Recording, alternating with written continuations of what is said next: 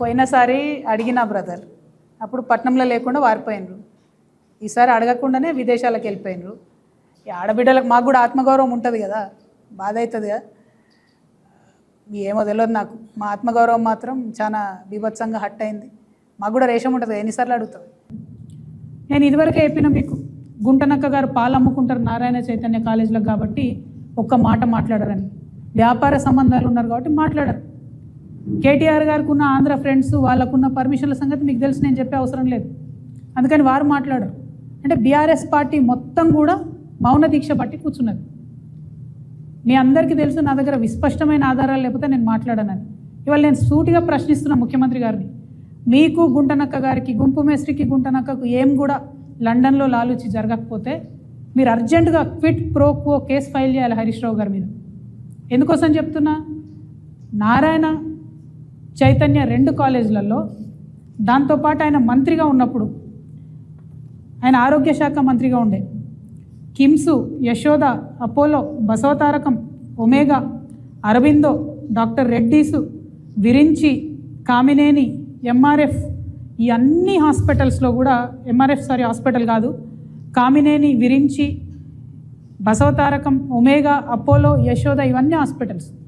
ఈ అన్ని హాస్పిటల్స్ వాళ్ళ సొంత పాల కంపెనీలో మిల్చి వెబ్సైట్లో పెట్టింది. నేనేమో కథలు చెప్తలేను.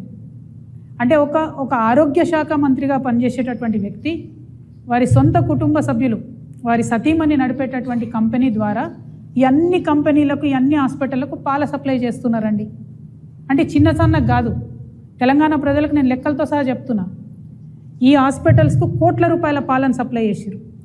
నారాయణ చైతన్య ఆంధ్ర సంస్థలకు, నారాయణ కాలేజీకి రోజుకు 2000 లీటర్ల పాలు, నెలకు 5 కోట్ల రూపాయల పాలు, చైతన్యకు 5 కోట్ల రూపాయల పాలు వెరసి 2018లో హరీష్ రావు గారి కంపెనీకి 8 సంవత్సరాలు నికరంగా లెక్క తీసుకున్నా కూడా ఇప్పటి వరకు 960 కోట్ల రూపాయల పాలను కేవలం నారాయణ చైతన్యకు మాత్రమే హరీష్ రావు గారు సప్లై చేశారు. 960 crores 8 yearsలో.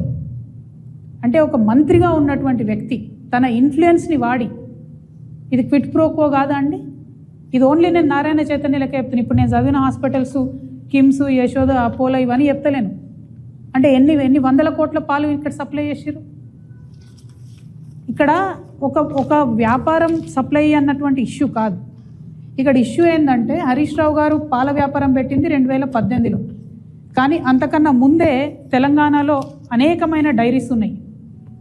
మస్కత్తి డైరీ 1965లో పెట్టింది, కరీంనగర్ డైరీ 1971లో పెట్టింది, జెర్సీ డైరీ 1986లో పెట్టింది, ముల్కనూర్ ఉమెన్స్ కోఆపరేటివ్ డైరీ 2002లో పెట్టింది, సుజలా డైరీ 2002లో పెట్టింది, వైష్ణవి డైరీ 2004లో పెట్టింది, మదర్ డైరీ ఇది ప్రజలు నడుపుకునేది, హయత్ నగర్, నల్గొండ, రంగారెడ్డి మిల్క్ యూనియన్. ఇది కాకుండా గవర్నమెంట్ డైరీ విజయ డైరీ ఉన్నది. మరి వీళ్ళకి ఎవ్వరికీ వ్యాపారం రావద్దట. ఏం విజయ డైరీకి 1000 కోట్ల వ్యాపారం వస్తే నష్టమా? పాడి రైతులకే లాభం జరుగుతుంది కదా. నేను ముఖ్యమంత్రి గారిని విస్పష్టంగా డిమాండ్ చేస్తున్నా, నీకు హరీష్ రావు గారితో, గుంటనక్కతో ఏం లాలూచి లేకపోతే, లండన్లో ఏం అగ్రిమెంట్ జరగకపోతే తక్షణమే జీవో రిలీజ్ చేయండి. ఎనీ స్కూల్, ఎనీ హాస్పిటల్, స్కూల్లో 500 పై చిలుకుంటే జీవో ఇవ్వండి, విజయ డైరీ పాల్గొనాలని చెప్పండి. ప్రభుత్వం భూమి ఇవ్వలేదండి యశోద హాస్పిటల్కి. అంటే హరీష్ రావు గారు హెల్త్ మినిస్టర్గా ఉన్నప్పుడు యశోదకు భూమి ఇస్తారు, అదే యశోద నుండి ఆయన కంపెనీకి పాల ఆర్డర్ తీసుకుంటారు. మరి ఇది క్విట్ ప్రోకో కాదా? దీని మీద ఏం ఎంక్వైరీ జరగదా? చేయాలని చెప్పి నేను ప్రభుత్వాన్ని డిమాండ్ చేస్తున్నాను. ఇదంతా ఎందుకు ఇంతసేపు చెప్తున్నా నేను అంటే, బీఆర్ఎస్ పార్టీ కంప్లీట్గా కాంప్రమైజ్ అయిపోయింది. కోర్ వాల్యూస్ ఏవైతే ఉంటాయో, తెలంగాణ విలువలు ఏవైతే ఉంటాయో వాటిని పక్కకు వదిలిపెట్టింది. వ్యవస్థీకృతంగా అవినీతిని చేసింది. పాల వ్యాపారం హరీష్ రావు గారికి, రియల్ ఎస్టేట్ పర్మిషన్లు, మున్సిపల్ పర్మిషన్లు రామారావు గారికి, ఇసుక వ్యాపారం ఇంకోగలకి, ఇక చాలా మంది ఉన్నారు, 1 కాదు 2 కాదు. ఇట్లా వ్యవస్థీకృతమైన అవినీతి చేసింది. మళ్ళీ ఇప్పుడు ఏమంటారు, ఇక కాంగ్రెస్ ఫెయిల్ అయిపోయింది, మేమే వస్తాం గవర్నమెంట్కి అంటారు. కాంగ్రెస్ ఎట్లా ఫెయిల్ అయిపోయింది, వచ్చే అవకాశమే లేదు. కానీ బీఆర్ఎస్ మళ్ళీ గవర్నమెంట్లోకి వస్తే ఈ వ్యవస్థీకృతమైనటువంటి అవినీతిని సహిద్దామా?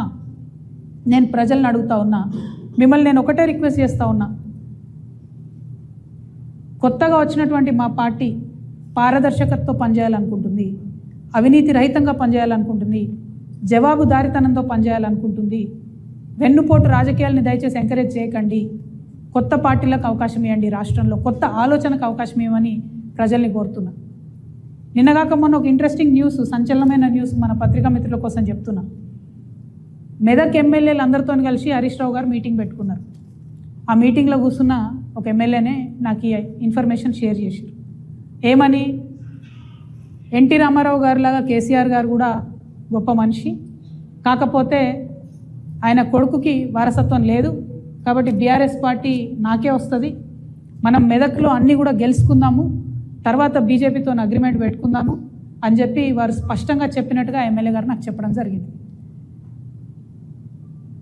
అంటే మెదక్ని వేదిక చేసుకొని బీఆర్ఎస్ పార్టీని హస్తగతం చేసుకొని ఎన్టీ రామారావు గారి పేరు తీసిరంటేనే ఈయన కేసీఆర్కి వెన్నుపోటు పొడుస్తాడు అనేది మనం స్పష్టంగా అర్థం చేసుకోవాలి.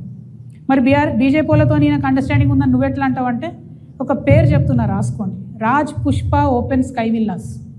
Raj Pushpa open sky villas, ఇది ఇంట్రెస్టింగ్ ఉంటుంది చాలా. ఈ రాజ్ పుష్ప ఓపెన్ స్కై విల్లాస్లో ఒక ఇంటి నుండి పాలల్లో పసుపు మిరియాలు కలిపి హరీష్ రావు గారి ఇంటికి పోతాయి. అంటే అది కోడ్ అన్నట్టు. అక్కడికి వచ్చే ఆర్ఎస్ఎస్ పెద్ద మనిషి మిరియాలు పసుపు కలిపిన పాలే తాగుతాడు పొద్దంతా. ఆయన ఎవరో మీరు ఇంటర్నెట్ వెతికితే మీకు తెలిసిపోతారు. ఆ పెద్ద మనిషి ఆడికి వచ్చిన రోజు హరీష్ రావు గారి ఇంటికి పాలు పోతాయి అన్నట్టు. పోగానే హరీష్ రావు గారు ఆయన కార్యక్రమాలను బంద్ పెట్టుకొని ఆ ఇంటికి పోతాడు. అక్కడ ఆర్ఎస్ఎస్ పెద్ద మనిషితో పలు దఫాలుగా మీటింగ్ జరిగింది. ఈ టోటల్ అండర్స్టాండింగ్ ఏంటంటే బీఆర్ఎస్ పార్టీని హస్తగతం చేసుకొని వెన్నుపోటు పొడిచే రాజకీయం. సరే, నేను బీఆర్ఎస్ పార్టీలు లేను, బీఆర్ఎస్ పార్టీ ఏమైతే నాకేందో అది 1000 చెక్కలైనా 3 ముక్కలైనా నాకు వచ్చేది లేదు, పోయేది లేదు. కానీ ఇక్కడ హరీష్ రావు గుంటనక్క అనేటటువంటి వ్యక్తి యొక్క వ్యక్తిత్వం తెలంగాణ ప్రజలకు తెలవాలి కాబట్టి చెప్తున్నా. ఉన్న పార్టీని, ఉన్న ఇంటిని, తిన్నింటి వాసాలు లెక్కబెట్టేటటువంటి వ్యక్తిత్వం. మంత్రిగా ఉన్నప్పుడు ఆ పవర్తో చేసినటువంటి అవినీతి పరుడిని ప్రజలకు మళ్ళొకసారి నేను గుర్తు చేస్తూ ఉన్నా. ఇటువంటి అవినీతి పరుడు, ఇటువంటి వెన్నుపోటుదారుడు ఇప్పుడున్న ముఖ్యమంత్రితో వీళ్ళిద్దరికీ లాలుచి. అంటే ఎటువంటి రాజకీయాలను ప్రోత్సహించాలో దయచేసి తెలంగాణ ప్రజలు ఒక్కసారి ఆలోచన చేసుకోమని నేను కోరుతున్నా. ఈ ముఖ్యమంత్రి గారు ఏం చెప్పారు తెలంగాణ ప్రజలకి? పదే పదే కాళేశ్వరంలో అవినీతి జరిగింది, ఫోన్ ట్యాపింగ్ జరిగింది. మరి ఏమైంది నాయన కేసు? ఫోన్ ట్యాపింగ్ కేసు ఏమైంది? కాళేశ్వరం కేసు ఏమైంది? అంటే ఇవి ముందుకు పోతలేవు అంటే అర్థమైంది ముఖ్యమంత్రి గారు అబద్ధమన్నా చెప్పి ఉండాలి, లేదంటే లాలూచి అన్న పడి ఉండాలి. మరి రెండిట్లో ఏం జరిగింది? ఇటు బీఆర్ఎస్ వాళ్ళతో లాలూచి, అక్కడేమో మోడీ బడేబాయ్ అని ఆయనతో లాలూచి. అసలు ఏంది ఇది? ఎందుకు తెచ్చుకున్నాం తెలంగాణ? ఇటు ఆంధ్రోలతో లాలూచి, పొలిటికల్ పోస్టులు వాళ్ళకి ఇచ్చుడు. ప్రాజెక్టుల గురించి మాట్లాడతాడండి ముఖ్యమంత్రి గారు. నిన్నగాక మొన్న కృష్ణా నీళ్ళలో 50% ఒప్పుకొని వస్తారు ఎవరన్నా? 70% కదా రావాలి, 50% ఒప్పుకొని వస్తారా? సంతకాలు పెట్టి వచ్చిర్రు. అంటే ప్రాజెక్టులు చూడరు, పొలిటికల్ పోస్టులు వాళ్ళకే పోతాయి. ఎందుకు మరి తెలంగాణ తెచ్చుకున్నది? నేను తెలంగాణ వాదుల తరఫున చెప్తా ఉన్నా, బాధపడతా ఉన్నారు ఒక్కొక్కరు. ఇవాళ ఉద్యమకారులు, తెలంగాణ వాదులు బాలసుబ్రహ్మణ్యం గారి విగ్రహం పెట్టినప్పుడు బాధపడని తెలంగాణ వాది లేడండి. ఇది అతిశయోక్తి కాదు. ఆయన మంచి ఆయన,